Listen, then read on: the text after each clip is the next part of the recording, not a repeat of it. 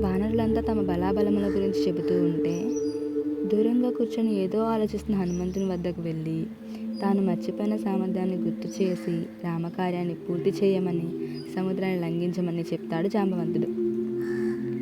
నేను చెప్పాలి అనుకున్న కథ అయితే అయిపోయింది.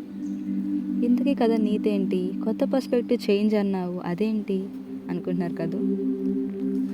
పర్స్పెక్టివ్ అయినా లైఫ్ అయినా చేంజ్ స్టార్ట్ అయ్యేది క్వశ్చన్తోనే. నేను చెప్పిన పర్స్పెక్టివ్ చేంజ్కి అడగాల్సిన క్వశ్చన్స్ అన్నీ అడిగేశాను.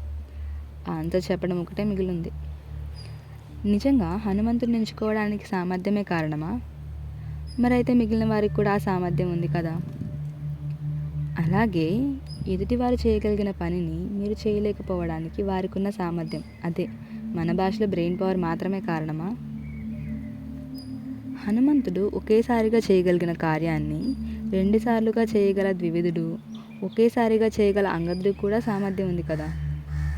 అలాగే మీకు ఆ సామర్థ్యం ఉంటుంది కదా. మరెందుకు హనుమంతునిలా ఆ కార్యంలో ఉత్తీర్ణులు కాలేకపోతున్నారు? జాగ్రత్తగా ఆలోచించండి.